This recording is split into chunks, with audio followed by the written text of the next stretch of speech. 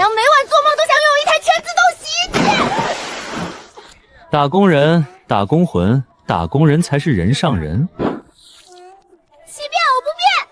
符号看象限，老乡啊！老乡，你这行头，你穿成皇帝了，这也太爽了吧！简直比中彩票还牛啊！你是怎么穿过来的？唉，快别叫皇上，叫我凡哥就行。爽什么啊？上辈子做牛马太拼，连续熬夜加班晕倒了，一睁眼成了皇帝，本来把我高兴坏了，结果现在天天寅时就要上朝，批不完的破奏折，这皇帝我简直恨不得立马辞职。凡哥，你这就是身在福中不知福了。你看看我下班路上看热搜出了车祸，竟然穿成了这浣衣局最底层的宫女，万恶的封建社会啊！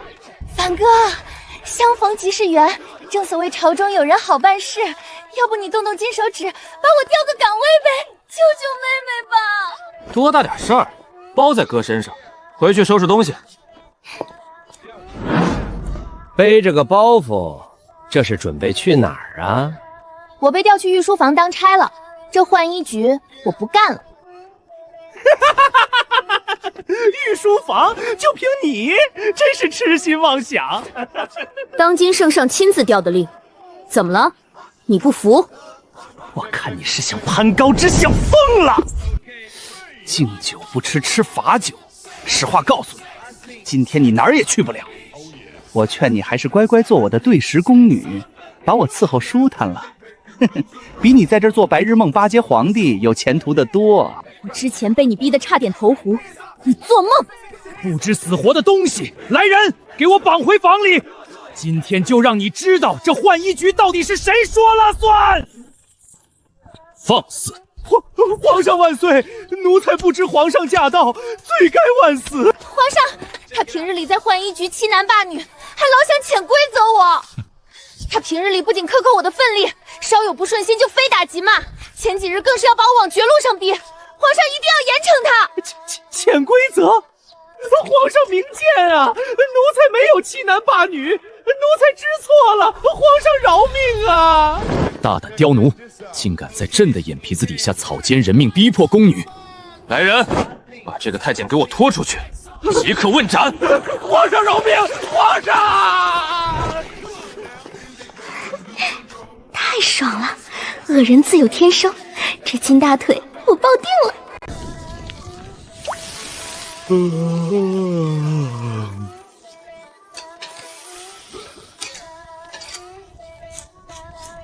痛快！我好久没像今天这么彻底放松过了。你不知道，在这个世界根本没人懂我。有时候我坐在龙椅上，感觉自己就像独自生活在月球上的人类幸存者。凡哥，啥也别说了，都在酒里，干杯！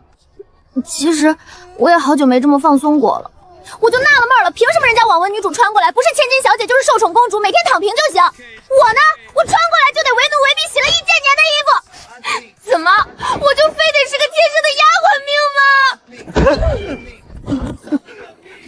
行了行了行了，别把鼻涕蹭我龙袍上。我问你，你有没有找过回去的方法？找过啊，刚来到这里的时候，我什么办法都试过了，始终都没能回去。这里不好吗？你为何一直想要回去？这里冬天没暖气，夏天没空调，我还要做杂役劳作，自然是想回到原来的地方啊。而且我们公司根本少不了我，我现在手头同时带着2个 S 级大项目，公司给我配了3台笔记本电脑，还有好几个甲方大老板就认我这张脸。我要是回不去了，公司运转绝对乱套。干嘛瞧不起人啊？那你呢？你觉得这大夏朝现在离得开你吗？我跟你讲，我要是敢休1天年假，龙案上的奏折就能堆成山，每天一睁眼，全国上下几百万人张着嘴等我定夺，我1天都不敢闲。那不就结了？一个道理。但凡哥，你还是跟我不一样，你是最高董事长啊，你完全可以把业务外包，找人代劳啊，干嘛非得亲力亲为？其实我穿过来也1年多了，这当皇帝就跟自己白手起家开公司一模一样，什么都要操心。但唯一的不同是，现代公司倒闭了，我还能申请破产清算。这王朝要是倒闭了，我可是得掉脑袋啊！这江山，我哪敢放心交给别人？唉，原来自古以来，打工人各有各的难处。那你没想过找个私人助理吗？你一天日理万机的，人家现代霸总出门还有总助呢。你以为我不想？但我这办公习惯真改不过来。我习惯数字报表、简体中文，还总夹带英文缩写这些现代词。唉，你以为在这古代培养一个能看懂我这些东西的人才容易啊？天哪，看得懂阿拉伯数字，会简体中文，还懂英文缩写，我不就是那个为你量身定制的现成人才吗？老娘今日起终于弃医从文了，终于不用洗衣服了。不过凡哥，我这样的复合性人才在古代可是绝对的稀缺资源，你这资本家也太压榨了，年薪才1200白银，折合人民币也就24万。怎么，嫌少？要不你回浣衣局？不少，比起浣衣局，这待遇简直有了质的飞跃。朝九晚五，周末双休，有员工宿舍供电一座，包3餐，还有一干保姆司机。回去暂时是回不去了，只能走一步看一步吧。你们听说了吗？皇上看上了一个浣衣局的宫女，真的假的？那地方还能出头？怕不是个狐妹子吧？哪儿还有假？陛下都把人调到跟前伺候去了。浣衣局宫女调到跟前，他们这难道是在说我？不然呢？说的就是你。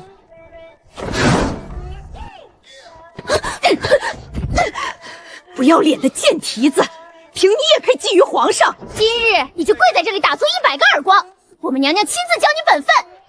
这可是你的福气，还不谢恩？唉，职场 PUA 哪家强，还得看你们古代。当奴才挨打都得感恩戴德才好累，飞扬跋扈的妃嫔，电视里一般都是炮灰。而且我在老家有喜欢的人。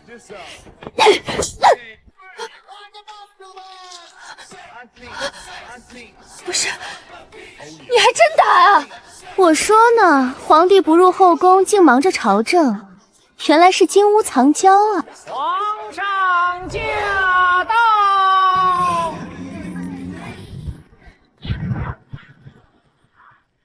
不要推娘娘！不要推娘娘！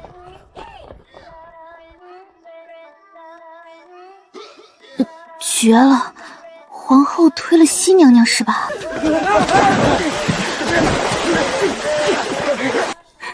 臣妾思念陛下，不过是想同他聊聊陛下的近况，他却说臣妾小小嫔位也配问皇帝。那个陛下，您听我解释。你不必解释了。来人，把薛平打入冷宫。凡哥，我这红颜祸水的称号可谓是一战成名了。现在外面那些宫女挤破了头都想调去浣衣谷那个冷门部门，以为能靠洗衣服走上人生巅峰呢。那是他们没体验过这破般的苦。说到底，还不是因为你天天泡在御书房，从来不去后宫。现在他们都在造我的职场黄谣了。不行，你今晚必须去后宫走一圈，帮我澄清一下。澄清？我哪有精力啊？也不知道是哪个活祖宗规定的，凌晨5点就要上朝，每天3、4点就得起床，而且全年无休啊！我就是生产期的驴。那些大老板说什么强者从不抱怨，摆明了就是职场精神打压。看看凡哥，越抱怨的人执行力越强啊！唉，果然这个世界不是牛马就是鸡鸭。你说什么？没什么，反正你得赶紧给我封个正式的女官，让我光明正大的拿编制干活，我可不干黑户。你这么一说，我突然想到个缩减开支的好办法。你这眼神，我有种不好的预感。你看，军队找我要钱，工部找我要钱，就连后宫31个女人每天的脂粉首饰钱都跟流水一样，我要不把他们都裁了？怎么裁？统统打入冷宫。哥，你是魔鬼吧？你也觉得不太好？算了，暂时还需要他们的娘家势力来平衡前朝，当我没提过。等等，受你刚才的启发，我突然想到了一个搞钱的绝妙点子。哦，展开说说。你想啊，民间那些有钱人对于宫廷妃嫔用过的东西，是不是趋之若鹜？就像现代粉丝高价购买明星穿过的衣服一样。如果咱们找几个靠谱的心腹，私底下做这笔倒卖宫廷周边的生意，就能靠垄断赚大钱。这叫什么？这叫盘活闲置资产。好主意，这事儿交给你来干。糟糕，这不就等于主动给自己拓展业务、增加工作量了吗？哎呀，我不行，我不行，我不行！我天天在浣衣局洗衣服，我哪有门道啊？我什么都不懂，做不来的。我给你5个点的提成，干不干？其实吧，我来了这么久，也是积累点微薄的人脉的。不过这活辛苦，得8个点。6个点，图个六六大顺，不能再多了。7个，少于7个坚决不干。你想想，你就算找别人干，别人肯定也会在账上做手脚拿回扣。我不一样啊，我是现代来的，我遵纪守法不作假。有道理，7个就7个，成交。来来来，这叫宫廷高奢盲盒。这洗脸盆，慈宁宫太后娘娘淘汰下来的，沾着凤气呢，一口价100两。买，外面好几个诰命夫人抢着要呢。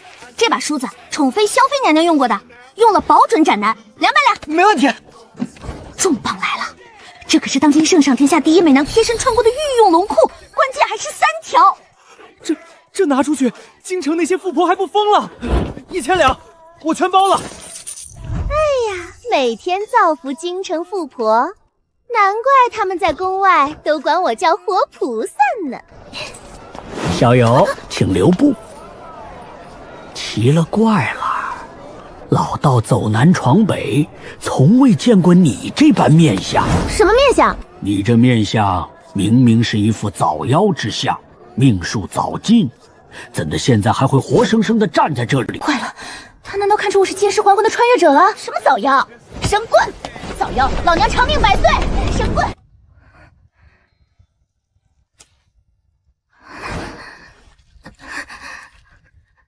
老妖婆晾了我1个多小时了，膝盖都要碎了。亲笔手抄佛经，这得是限量版高定周边吧？这要是拿出去拍卖，起步不得500两？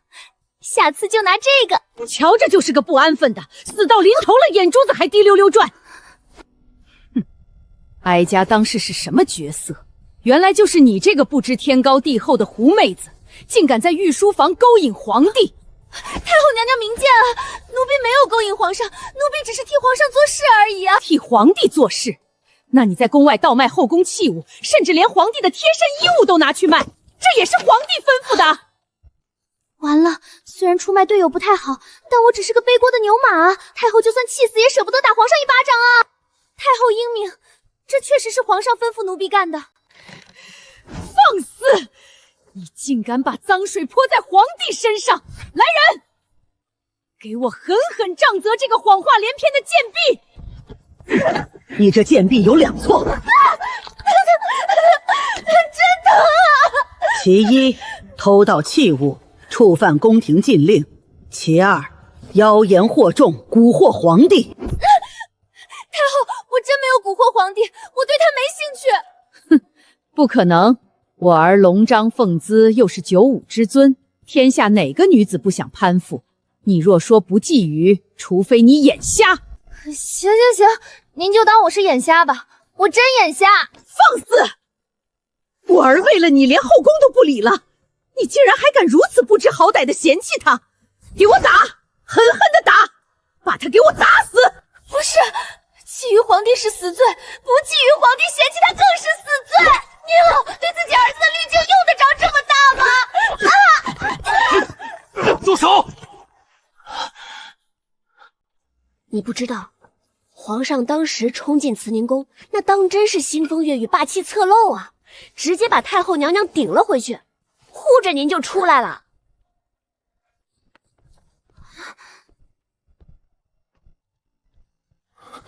你受苦了，还疼吗？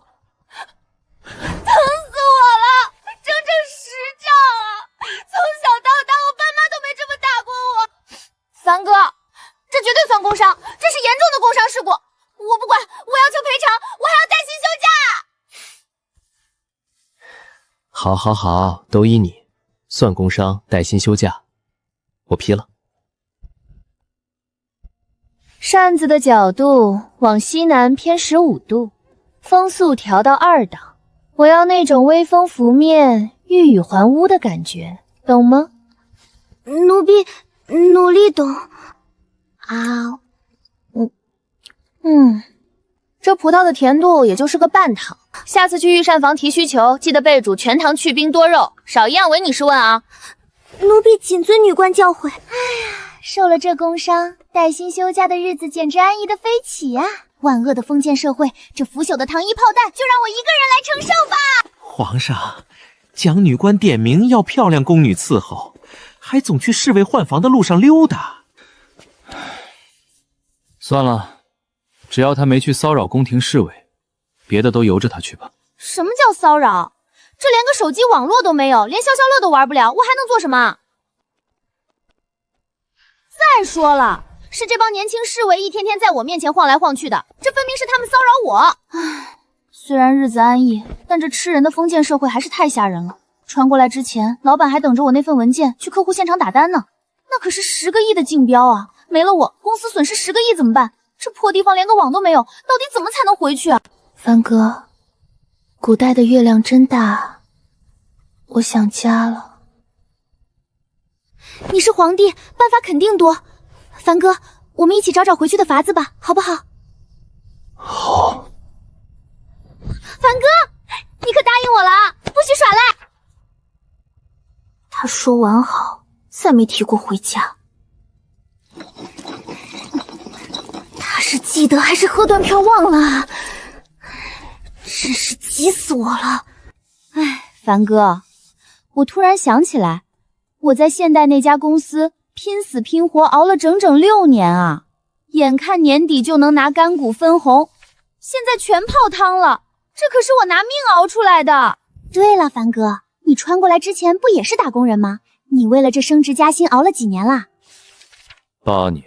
哇哦，那你岂不是比我更亏？8年的青春血汗啊！咱们赶紧找机会穿回去，夺回属于我们的一切啊！现在的生活，你觉得不好吗？在这里，有我给你撑腰，整个皇宫，哪怕是太后都敢动你分毫，你为何非要执着于回去？我懂了，凡哥是皇帝啊，他虽然嘴上天天嚷嚷着不想干了，但其实他比谁都享受并满意现在这种大权在握、生杀运夺的地位和权势。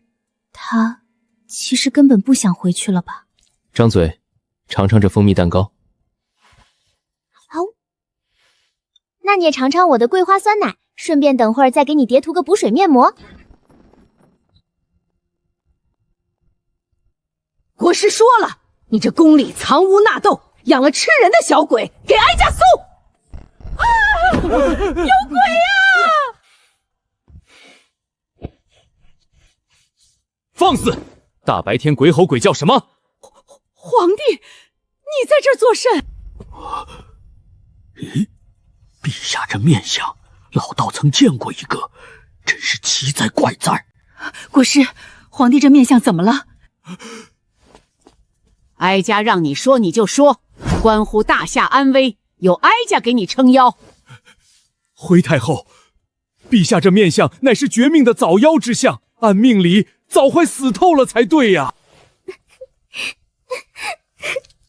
什么？你这老疯子胡说八道！啊！皇后娘娘晕倒了，皇后娘娘醒醒啊！把这个装神弄鬼、咒骂皇帝的妖道给哀家打入天牢！我和凡哥什么都没干，太后自己就把老道士送进牢里了，危机直接化解。不过这牛鼻子老道士真牛逼，一眼就看出凡哥这具身体其实早就死了，他绝对有真本事，说不定有穿回现代的法子。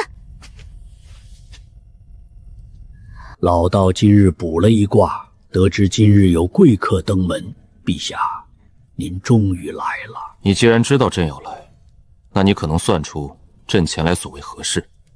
您想问的是回家的路。他不是不想回现代吗？怎么还背着我来问？你果真知道怎么回去？老道昨夜耗费半生功力，推算出2位命格奇异，定是来自异世。至于回去那儿的方法，老道这里或可一试。到底是什么方法？快说啊！不必说了。你若想活命，就给朕把这个秘密永远烂在肚子里。我一直以为他只是个和我一样苦命的现代牛马，险些忘记了，他更是个手握生杀大权的大夏皇帝。他对那个李德浩说杀就杀，对薛平说打入冷宫就打入冷宫，这才是他真正的雷霆手段。快过来看，我专门叫御膳房侍着做了个生日蛋糕。今儿可是你生日，过不过12点不重要，仪式感必须拉满。你没忘啊？看着我做什么？快来尝尝，看看这大夏朝的御厨做出来的奶油地不地道。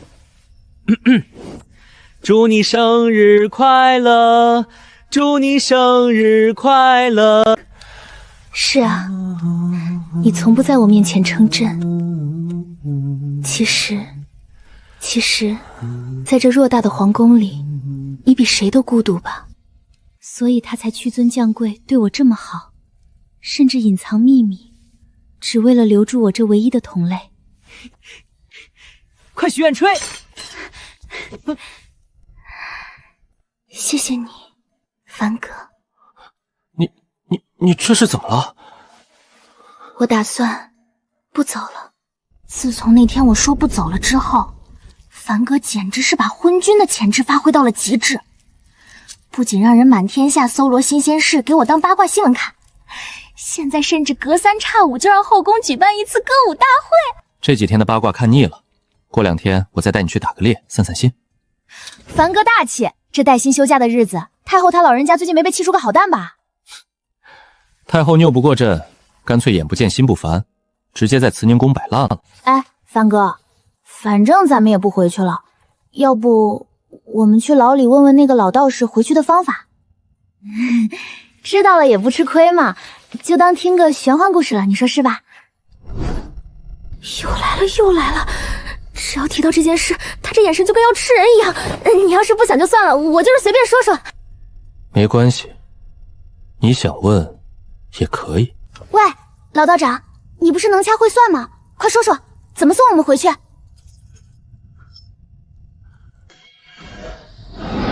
天机不可泄露，老道无可奉告。你看，这可不能怪我，人家不说，我也很无奈啊。算了，不说拉倒，反正我也不想回去了。对了，有件事我好像忘记告诉你了。什么事？那边现在人工智能大爆发了。什么意思？我晕倒前刚好看了眼新闻，像咱们以前那种天天熬夜写方案做表格的活儿，现在机器1秒钟就能全自动生成。大批公司都在搞优化裁员。真的假的？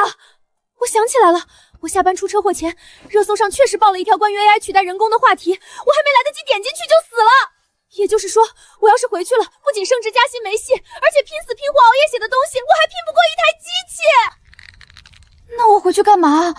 要钱没钱，要核心竞争力没有，一回去直接失业，谁能保证我不被诱惑去扫大街送外卖啊？太可怕了，太可怕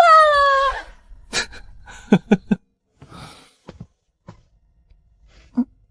醒醒吧，别做梦了。行，我认命了。那晚之后没几天，牛鼻子老道就寿终正寝了。这下我是彻彻底底死心了。还回什么现代？回去也是当牛马，在古代抱紧皇帝的大腿带薪休假，它不香吗？摆烂！我要彻底摆烂！从今天起，正式开启我的古代神仙退休生活。凡哥，要我安心留下也行，但作为大老板，你得负责解决我的个人单身问题，给我发个对象。你想要什么样的？要求也不高，8块腹肌，黑一点没关系，身高得1.8米以上，长得必须好看。职业呢？职业不限，可以是高冷无情的冷酷杀手，也可以是斯斯文文的状元郎，金贵的世家公子也不错，鲜衣怒马的小将军我也很喜欢。要这么多，你吃得下吗？你管我，先就按这个标准给我找。这4张画像都是京城适婚男青年里的佼佼者，打开。哇！此人是镇国公霍家的小子，年方19，刚从边关立功回京。你要是喜欢，朕这就安排你们见面。那还等什么？尽快啊！不过有件事我要先提醒你，他这次从边关回来，还顺手带回了一个青梅竹马的苦命姑娘。带小白花回家的纯爱战士，不约。下一个。这是去年的状元郎，出身寒门，满腹经纶。好啊好啊，这腹有诗书气自华的，这个也很好。不过他家中有一老母，极其强势挑剔。他又是个出名的大孝子，唯母命是从，这也是他至今未娶的原因。婆媳关系本就难搞，妈宝男更是要不得，这嫁过去就是当免费保姆的。下一个。说吧，这世家公子哥又有什么见不得人的隐疾和毛病？隐疾倒没有，只是他后院里有一位从小伺候的贴身侍婢，是他的心头好。你知道的，他们古代人娶正妻是为了巩固门阀，不一定有感情，3妻4妾很正常。你能容忍你未来的夫君把别的女人宠上天吗？古代渣男。下一个。大帅比，这个总没问题了吧？他叫鬼影，武功极高，没弱点，但我劝你别考虑他。据大侠暗探的不完全统计，江湖上想要他命的仇家不下10个。我不想你刚成亲就做寡妇。虽然危险了点，但这个勉强还不错。这身材这长相简直就是极品好吗？寡妇怎么了？寡妇有钱有闲。我看你是真饿了，什么人都敢要。怎么，你就这么缺男人？没男人就活不下去了？你懂个啥？我活了20几年，长这么大母胎单身，都还没谈过1次恋爱，没牵过男人的手，好不好？你还没谈过恋爱？笑什么笑？你知道我们打工人有多忙吗？连睡觉的时间都没有，哪有时间谈恋爱？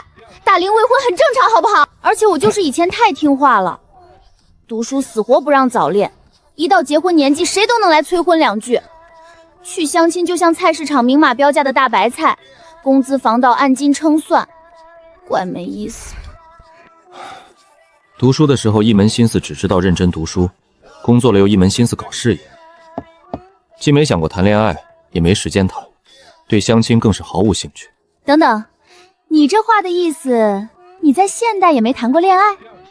你不会还是个老处男吧？我怎么可能？真的？说起来也是倒霉，我出车祸那天，本来是打算加完班去走个过场相亲的。这次的相亲对象听说我的小学同学，你说是不是还挺巧？是挺巧的。那女的叫什么名字啊？好像是叫蒋琳琳。听说小时候她还给我写过情书呢，我妈非逼着我去，我就是去吃顿饭走个流程。你不会叫顾景凡吧？你不会就是他吧？同学，学生应该以学业为重，好好读书，别整天想这些乱七八糟的。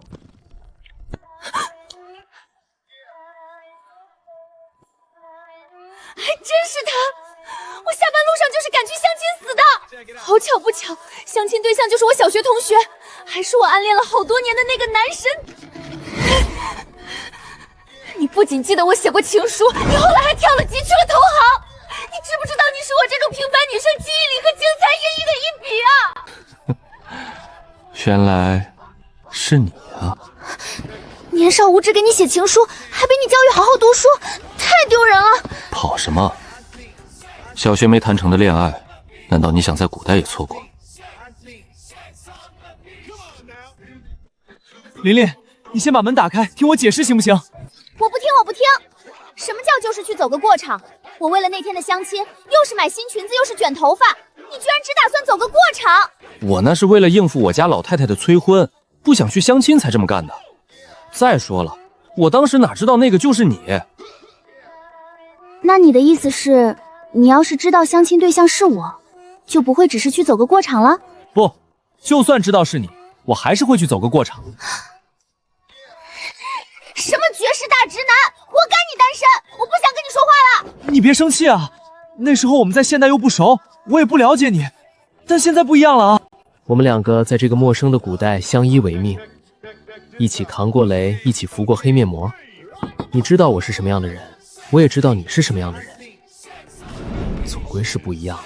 这男人在现代装得太好了，我以前一直以为他是个高冷男神，结果穿过来才发现，这完全就是个会跟我一起抖脚的接地气男孩。有什么不一样的？我就是我，没变。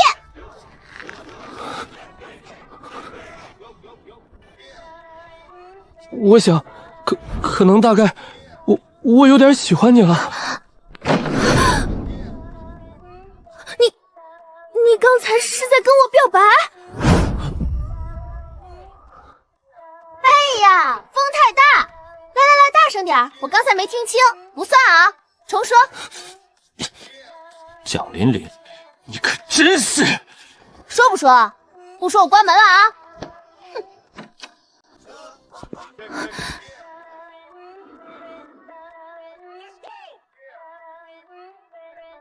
你干嘛？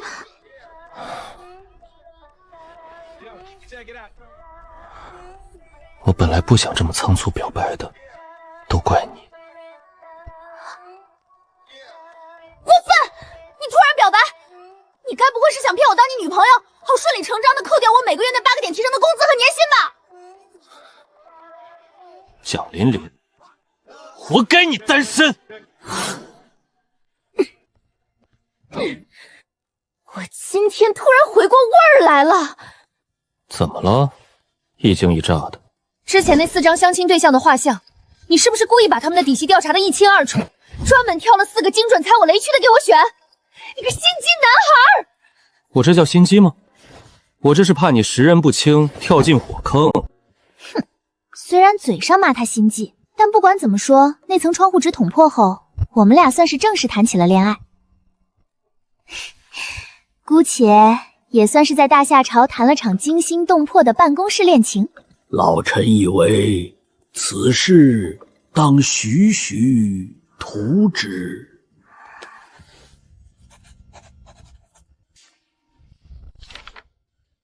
不是，陛下，可是老臣说的不对。无碍，爱卿继续说，朕在听。这可是老板主动带头给我放假。夏天我们去行宫避暑，按照历朝历代的经验，皇帝出营怎么也得带上几个宠爱的妃嫔，但整个后宫他只带了我这一个女官。对此，宫里的人好像都麻木了，连太后都懒得管，谁也没意见。哎，那边那块大石头底下，对，搬开，好大一只螃蟹。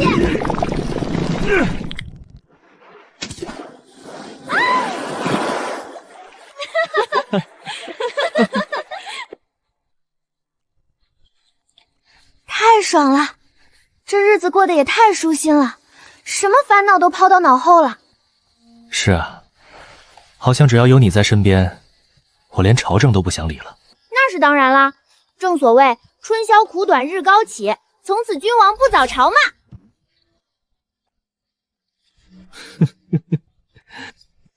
我觉得我确实该奖励你点什么。君无戏言，我要摸腹肌。成何体统？就摸一下，就一下嘛，你可是答应奖励我的。哇，硬邦邦的，这手感绝对是真材实料的8块。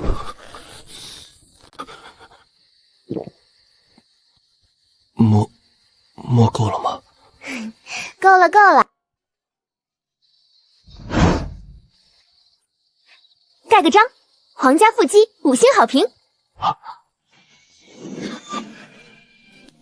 1、2、3。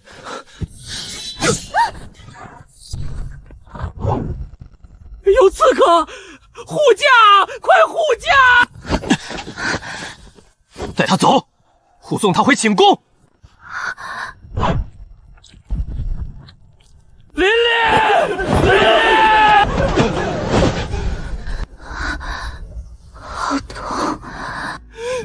太医，全给朕过来！你撑住，我这就送你回家。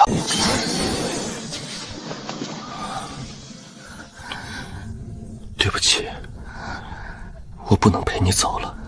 睡醒了就会好起来的，我保证。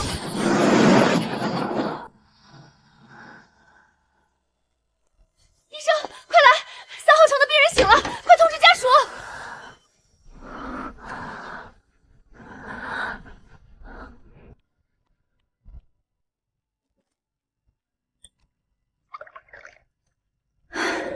你呀，可真是福大命大，那么长一根钢筋直接穿透了车门，扎进你胸口，差点就没命了。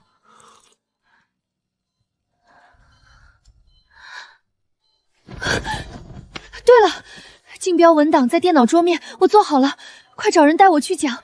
客户约了10月见，还有……行了行了，竞标的事儿早就过去了，你现在就好好养伤，别操心工作了。时间过去这么久了，那标呢？拿下了呀，我们几个人加班重新搞了个文件，顺利拿下了。客户那边也叫你好好养伤，他们点名让小鹏带你去带项目了。小鹏那孩子能喝酒，跟客户也聊得挺来。琳琳啊，公司并不是没了你就赚不了的，你就安心养病吧。好吧，好吧，原来是我自作多情了。工作交出去，项目依然运行得很好，这地球离了谁都照样转啊！一闲下来，脑子里全是他最后那句对不起。其实他不愿意为了我放弃皇位回来，我也能理解。仔细想想，如果在这里相亲，他那种满脑子只有工作的高冷男神根本不会去主动了解我。他会喜欢我，无非是因为在那个陌生的古代，只有我们俩是来自现代，心理距离被这种极端的环境无限拉近了。所以这个所谓的唯一，是不是换成任何一个现代女孩跟他一起穿过去都可以？哼，别看我在古代像个恋爱脑，回了现代，我冷静起来连我自己都害怕，不然我也不会母胎单身这么多年。搞钱，养好伤回去搞钱才是正道理。哎呀，一转眼你们都长这么大了。对了，你还记得我们班那个成绩特别好的顾景凡吗？记得啊，怎么了？唉，年纪轻轻的，居然就这么猝死了。猝死？怎么会是猝死？他之前不是说他只是晕倒了吗？是啊，猝死。他家里人说是长时间熬夜加班的下场。家里之前给他安排相亲，他从来都是走过场，纯一个眼里只有工作的工作狂。我原本还盼着能有个女孩子走进他心里，让他多分点时间给生活。唉，工作哪有身体重要啊？老师，他真的死了？他一直昏迷，早就脑死亡了，只是家里人舍不得拔管放弃。听说是昨晚，他家里人终于在医生的劝说下签字了。你要是现在赶去殡仪馆，还能赶上参加葬礼。所以，这才是他的理由。他不是不愿放弃皇帝尊位回来，而是他在现代的身体早就脑死亡了，他根本回不来。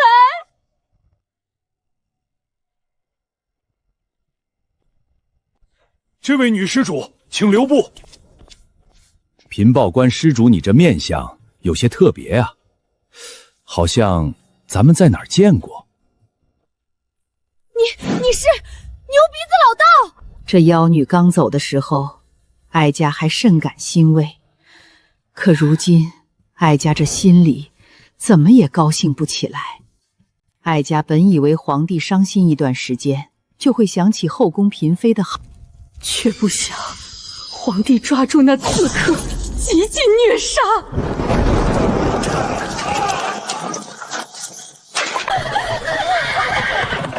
他就像变了个人，将朝局牢牢掌控，却再也没有人能走进他的世界。哀家不愿意承认也不行了，哀家现在倒是怀念那妖女在的时候了。至少皇儿不会整日像个没有生气的活阎王。早知道那妖女这么有本事能拴住他，哀家当初就不该阻拦。哎呦，可是地龙翻身了！不是地龙，天上砸下来个东西，砸到何处了？好像是陛下的寝宫汤泉。呸！差点没淹死。这老道士的阵法定位也太不准了吧！不过不得不说，我每次穿越还真是跟水有缘呢。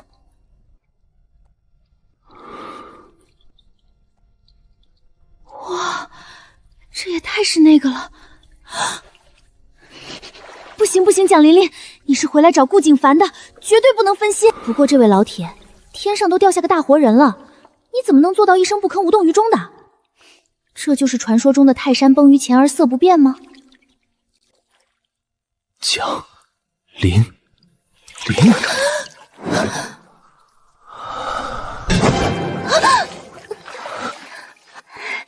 原来是自家人啊，那我就不客气了。